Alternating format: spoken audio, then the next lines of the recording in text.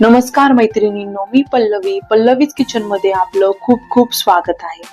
आज 135व्या डॉक्टर बाबासाहेब आंबेडकर यांच्या जयंतीनिमित्त आपण त्यांच्या आवडीचे साधे आणि घरगुती पदार्थ तयार करणार आहोत। हा आमचा एक छोटासा प्रयत्न। जर काही चूक झाली असेल तर मनापासून माफी असावी। चला तर मग सुरुवात करूया या साध्या पण चविष्ट रेसिपीला। डॉक्टर बाबासाहेब आंबेडकरांना विशेष करून घरचं साधं जेवण खूप आवडत असे। त्यात त्यांची सर्वात आवडती गोष्ट मेथीची भाजी आणि बोंबील चटणी अशी होती। चला तर मग पटकन सुरुवात करूया। एका भांड्यामध्ये तुरीची आणि मुगाची डाळ दोन्ही डाळी मिक्स घेतलेल्या आहे। डाळ स्वच्छ धुवून घेतली। एक टोमॅटो चिरून घातलेला आहे। त्यात तेल घातलं, मीठ घातलं, हिंग घातलं, पाणी घातलं, छान असं मिक्स करून घेतलं।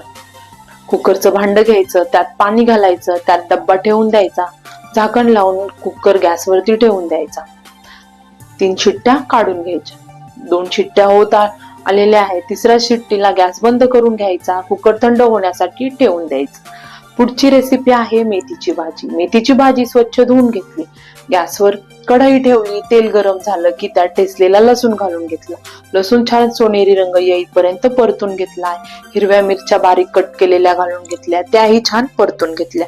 एक मध्यम आकाराचा कांदा बारीक चिरून घालून घेतला। कांदा सोनेरी रंग येईपर्यंत परतून घेतलेला आहे। टोमॅटो घालून घ्यायचा, मिक्स करून घ्यायचं। त्यात स्वच्छ धुतलेली भाजी घालून घ्यायची, मिक्स करून घ्यायचं। थोडंसं पाणी घालायचं, मिक्स करायचं। 7 ते 8 मिनिटात भाजी छान शिजते। शिजण्यासाठी ठेवून द्यायची। 7 ते 8 मिनिटांनंतर तुम्ही बघू शकता मेथीची भाजी छान शिजलेली आहे। भाजी तयार आहे। आता आपण पुढची स्टेप करणार आहोत। डाळ छान शिजलेली आहे, मऊसूत झालेली आहे। डाळ आपल्याला घोटून घ्यायची, त्यात थोडंसं पाणी घालून घ्यायचं। गॅसवरती एक टोप ठेवला, तेल घालून घेतलं। तेल गरम झालं की मोहरी घालून घेतली। मोहरी छान तडतडली की जिरं घालून घेतलं। जिरं छान फुललं की त्यामध्ये ठेचलेला लसूण घालून घ्यायचा, छान परतून घ्यायचं। शिजवलेली डाळ त्यामध्ये घालून घ्यायची। थोडंसं पाणी घातलं, त्यात हळद घातली, तेही त्यामध्ये घालून घेतलं।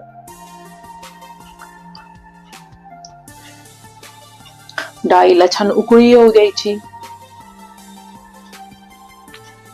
डाळीला छान उकळी आली की त्यामध्ये 1 टेबलस्पून तूप घालून घ्यायचं। थोडीशी कोथिंबीर घालायची। अजून 1 ते 2 मिनिटं डाळ ठेवायची। डाळीला छान उकळी आली, एकदा मिक्स करायचं। डाळही आपली तयार आहे। आता आपण पुढची स्टेप बघणार आहे। तांदूळ घेतले, तांदूळ स्वच्छ धुवून घ्यायचे। गॅसवर कुकर ठेवला, तेल घालून घेतलं। तेल गरम झालं की त्यात जिरं घातलं। जिरं छान फुललं की त्यात स्वच्छ धुतलेले तांदूळ घालून घेतले, मीठ घातलं, पाणी घालून घेतलं। भात शिजन इतपत पाणी घातलं, मिक्स करून घेतलं। झाकण लावून कुकरच्या 2 शिट्ट्या काढून घ्यायच्या। 2 शिट्ट्या झाल्या की गॅस बंद करायचा। आता पुढची स्टेप आपल्याला वांग्याची भाजी बनवायची आहे। त्यासाठी मसाला तयार करायचा। शेंगदाणे घेतले, शेंगदाणे छान खमंग आपल्याला भाजून घ्यायचे आहे, साल तडकेपर्यंत। शेंगदाणे छान भाजून झाले, त्याच तव्यामध्ये खोबरं घ्यायचं। खोबरंही तेल न घालता छान भाजून घ्यायचं आहे अशा पद्धतीने। त्यामध्ये धने घालून घ्यायचे, धनेही छान भाजून घ्यायचे। धने छान भाजून झाले की एका प्लेटमध्ये काढून घ्यायचे। सर्वात आधी आपल्याला शेंगदाणे भाजून घ्यायचे। शेंगदाणे थंड झाले की मिक्सरच्या भांड्यात घालून घ्यायचे। जाडसर शेंगदाण्याचा कूट तयार करून घ्यायचा अशा पद्धतीने। त्यानंतर आपल्याला खोबरं धनेचं जाडसर वाटण तयार करून घ्यायचं। त्यानंतर लसूण घालायचा, कोथिंबीर घालायची, आलं घालायचं, पाणी न घालता अशा पद्धतीने वाटण तयार करून घ्यायचं। खूप जास्त स्मूथ करायचं नाही, हलकसं जाडसर ठेवायचं आहे। त्यानंतर एक प्लेट घ्यायची। प्लेटमध्ये आधी शेंगदाणे घालून घ्यायचे, तयार केलेलं वाटण घालून घ्यायचं। खोबरं कोथिंबीरीचं वाटण त्यामध्ये घालून घ्यायचं। कांदा घालून घ्यायचा, हळद घालून घ्यायची, लाल मिरची पावडर घालायची, घरचा मसाला घालायचा, मीठ घालायचं, थोडंसं पाणी घालून घ्यायचं। छान असं सगळं मिक्स करून घ्यायचं एकजीव होईपर्यंत अशा पद्धतीने। त्यानंतर वांगी कापून घ्यायची, खिडकी वगैरे चेक करून घ्यायची। मिठाच्या पाण्यात वांगी स्वच्छ धुवून घ्यायची किंवा टाकून ठेवायचं। त्यानंतर वांगी आपल्याला भरून घ्यायची आहे, म्हणजे वांग्यामध्ये मसाला आपल्याला भरून घ्यायचा आहे अशा पद्धतीने। सगळे वांगे आपल्याला अशा पद्धतीने भरून घ्यायचे आहे। गॅसवर कढई ठेवली, कढईत तेल घालून घेतलं. इथे तेल थोडं जास्त यूज केलेलं. त्यात जिरं घातलं, जिरं छान फुललं की त्यात वेलची घालून घेतली 2 आणि कढीपत्ता, कांदा थोडासा परतून घेतला. त्यात काश्मीरी लाल मिरची पावडर घालून घेतली.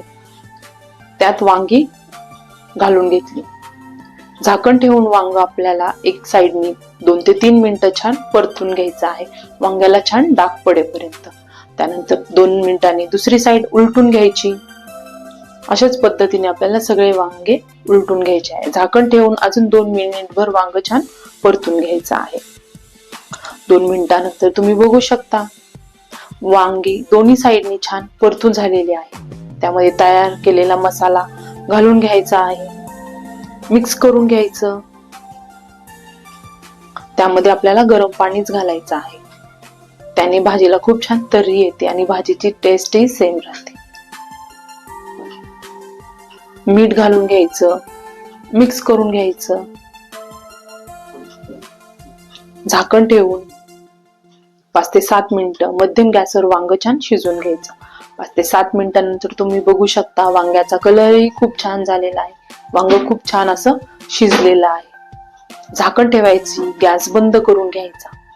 आता आपण पुढची स्टेप बघणार आहोत. एक जाळी घेतलेली आहे, जाळीवर बोंबील आपल्याला भाजून घ्यायचे आहेत. अशा पद्धतीने पाणी घ्यायचं, त्यात बोंबील घालून घ्यायचे. बोंबील 10 ते 15 मिनिटं भिजत ठेवायचे. त्यासाठी एक वाटण करायचं.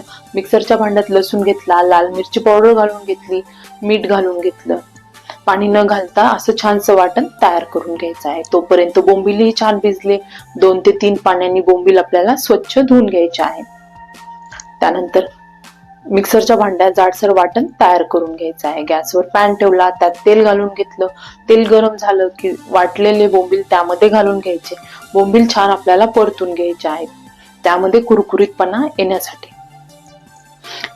पॅन मध्ये तेल घातलं, कांदा घालून घेतला.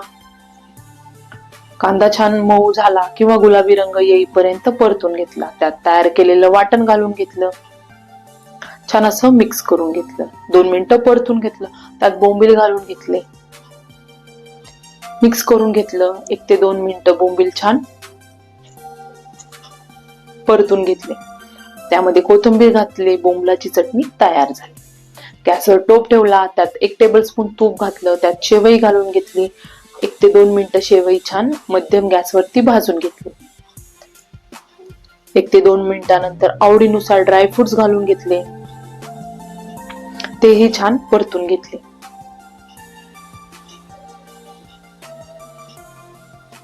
छान असं परतून झालं की त्यात वेलची पावडर घाला किंवा मी अख्ख्या वेलच्या घातलेल्या फोडून. 2 वेलच्या यामध्ये घातलेल्या आहेत. गरम दूध घालून घ्यायचं. एकदा मिक्स करून घ्यायचं. मिक्स करून झालं की त्यात आवडीनुसार साखर घालून घ्यायची.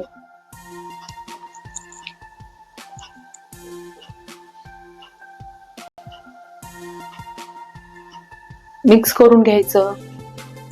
केशरच्या काड्या घालायच्या जेणेकरून खिरीला खूप छान असा कलर येईल. 1 टेबलस्पून तूप घालायचं. खिरीला छान अशी उकळी येऊ द्यायची. एकदा मिक्स करून घ्यायचं. अजून 1 ते 2 मिनिटं खीर उकळून घ्यायची. खीरही आपली तयार झाली. आता आपण सर्व करून घेऊया.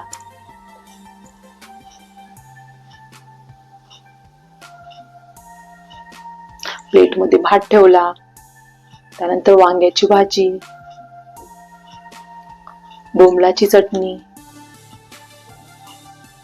काकडी, कांदा, खीर, भाकरी,